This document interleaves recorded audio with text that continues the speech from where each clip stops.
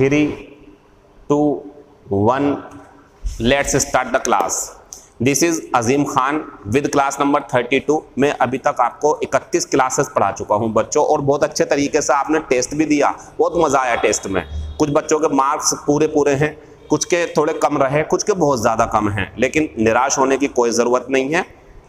It is never too late to mend your ways, यानी कि जब आंख खुलती है तभी सवेरा होता है। अपने आप में सुधार करने में कभी भी कोई देरी नहीं होती है, जानबूझ करके देरी मत करो। अब अगर लगता है कि सर हाँ गलतियां हुई हैं, उन्हें सुधारो, पुरानी वीडियोस को देखो और आगे की क्लासेस को कंटिन्यू करेंगे।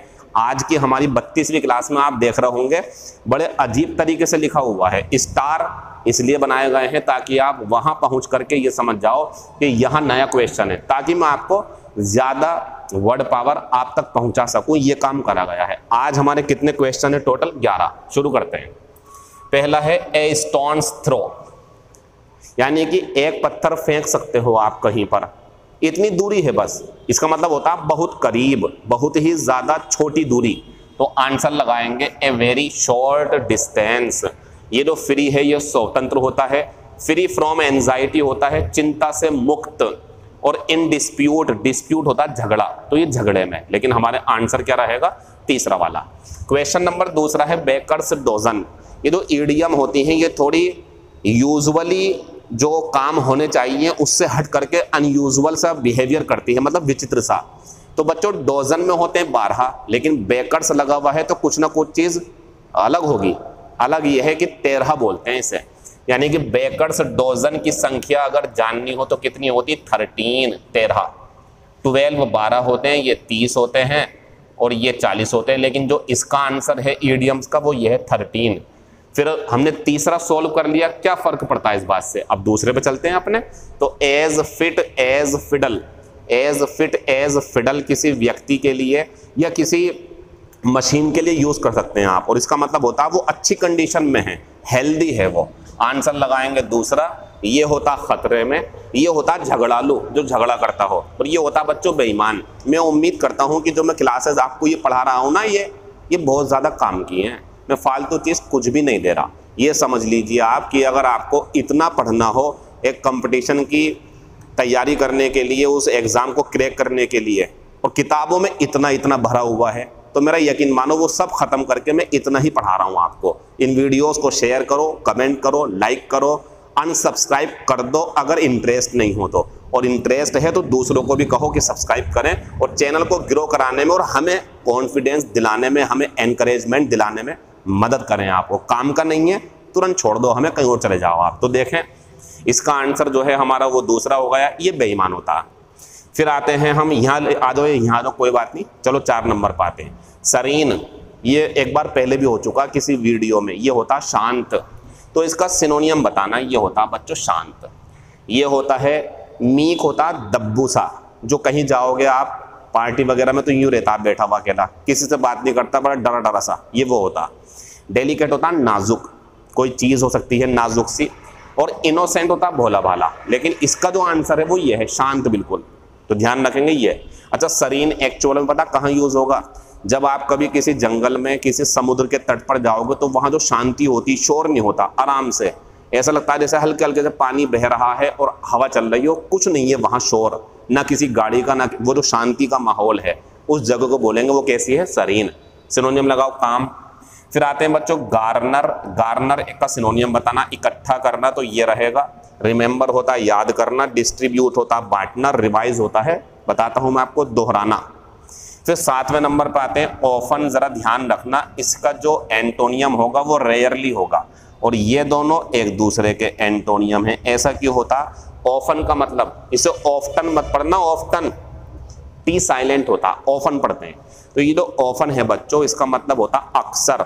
अक्सर का मतलब ये है एक महीना लो आप, 30 दिन, और आप ये कहो कि आई गो टू टेम्पल या I often go to temple, तो आप कहना चाहते हो कि आप 30 दिन में 27 दिन, 25 दिन, 28 दिन मंदिर जाते हो, 1-2 दिन छूट जाता आपसे, तो इसका एंटोनियम रेयरली होगा। क्योंकि अगर रेयरली लगाओगे तो उल्टा हो जाएगा, आप 1-2 दिन जाते हो बाकी नहीं जाते हो। तो इसका जो एग्जैक्ट एंटोनियम है ऑफन का, वो रेयरली रहेगा क्योंकि रेयरली में होता बस 1-2 दिन काम हुआ बाकी नहीं हुआ, और ऑफन में होता 1-2 दिन नहीं हुआ बाकी सब जगह हुआ। अब आते हैं नेवर और ऑलवेज पे। ये होता कभी नहीं। अगर आप कह रहे हो मैं कभी मंदिर नहीं जाता, यानी कि 30 दिन में एक बार भी नहीं जाते, और ऑलवेज है तो हमेशा जाते हो 30 के 30 दिन, तो ये एंटोनियम हो गया, इसे छोड़ दो आप। तो 7वें का एंटोनियम दूसरा रहेगा। फिर आएंगे 8वें नंबर पे हम। अब आप सोच रहे होंगे 6 कहाँ गया, उसकी टेंशन मत लो, आप सब हो जाएंगे। तो बच्चों 8वें नंबर पे है सिलेंडर। अच्छा सिलेंडर भी 3-4 होते हैं, देख लो आप जरा इसे देखें इधर। देखो बच्चों एक सिलेंडर ये होता है, ये वो है जिसमें गैस भरी जाती है या उसके आकार का कोई भी हो सकता सिलेंडर। और एक होता सरेंडर, ये वर्ब होती है, इसका मतलब होता है समर्पण कर देना या हिम्मत हार जाना। इसका जो सिनोनियम होता है ना वो ध्यान रखना यील्ड होता। तो ये सिलेंडर ये सरेंडर वो है हमारा सिलेंडर। तो ये जो होता है ना ये दुबला पतला होता, दुबला पतला कमजोर सा। तो हमने एंटोनियम पूछा, आंसर लगाएंगे स्टाउट, ये होता तगड़ा। अब आप सोच रहे होंगे सर ये क्यों नहीं हुआ, स्ट्रॉन्ग मजबूत है, ये तगड़ा है। ये किसी व्यक्ति की शारीरिक आकृति को बताता, दुबली पतली सी, और ये इसका एंटोनियम है तगड़ा सा। तो इसका एंटोनियम ये होगा स्ट्रॉन्ग मजबूत है, कोई चीज मजबूत हो सकती है, ठोस हो सकती है। तो आंसर इसका जो एग्जैक्ट एंटोनियम है वो ये है। हाँ अगर ये नहीं होगा तो ये लगा लेना, लेकिन अभी यही है। अब स्लिम होता दुबला पतला, तो ये क्या हो जाएगा इसका सिनोनियम। ग्रोटेस्की होता विचित्र सा। तो बच्चों 8वें का आंसर कौन सा रहेगा, तीसरा एंटोनियम के रूप में। अब 6 पे आते हैं। स्पाइट होती है बच्चों द्वेष, घृणा या किसी से जलन। तो बच्चों इसका जो सिनोनियम रहेगा वो ये होगा मैलिस। ठीक, ये होती प्रशंसा, ये होती है चिंता, ये होता लालच, लेकिन हमें बतानी द्वेष या घृणा, तो ये बन जाएगा। तो बच्चों देखो हम 6 भी कर चुके हैं, 8 भी, 7 भी हो गया। आते हैं 9 पे। एब्रप्ट मीन्स होता है अचानक, एकदम से। और एंटोनियम बताना तो क्या बनेगा, ग्रेजुअल, धीरे से। अब इसके एडवर्ब और देख लो, ये एडजेक्टिव में दोनों। अगर मान लो एब्रप्टली हो तो ये क्या हो जाएगा, ग्रेजुअली। तो एंटोनियम है ये जल्दी से, ये धीरे धीरे। ये होता तेज, जिसकी धार तेज हो। ये रफ होता खुरदरा सा। ये एक दूसरे के एंटोनियम बन सकते हैं। और हरीड होता जल्दी में किया हुआ। तो हमें बताना था बच्चों 9 का एंटोनियम तो क्या रहेगा, ग्रेजुअली। 8वें का हम कर चुके हैं। 10 और 11 फ्रेजल वर्ब है 2। मैंने नंबर ऑफ क्वेश्चंस बढ़ा दिए हैं, क्वांटिटी बढ़ा दी गई है, और आगे और बढ़ा दूंगा। लेकिन हमारी जो सिलेक्टेड ऑडियंस है, जो इंटरेस्टेड ऑडियंस है, मतलब आप में से, वो कमेंट शेयर करना ना छोड़ें। और जो नहीं है इंटरेस्टेड उनसे हमें कोई मतलब नहीं है, लेकिन आपके लिए वीडियोस मिलती रहेंगी हमेशा। 50 के बाद, अब 40 के बाद टेस्ट होगा, फिर 50 के बाद 10-10 के बाद टेस्ट होगा। देखो बच्चों गो अप का मतलब क्या होता है, गो अप का मतलब ये होता है ये, और इसका मतलब अगर कभी कीमत के लिए, स्तर के लिए लगाना हो तो बढ़ना होता। तो इसके लिए आंसर लगाएंगे राइज। इन दोनों के ऑप्शन मैंने वहीं दे दिए जगह बचाने के लिए, इन्हीं में से लगाना। तो गो अप हो गया राइज, या इसका आंसर लिख देना इंक्रीज भी हो सकता है, इंक्रीज, ये उल्टा है। तो राइज आंसर हो गया। और बच्चों ये हैंड ओवर पता क्या होता है, हैंड ओवर के कई सारे मीनिंग हैं। हैंड ओवर का एक मीनिंग तो ये है जब एक अधिकारी दूसरे अधिकारी को अपनी ऑथोरिटी देता है तो हैंड ओवर करता है, बोल लो भाई आप संभालो।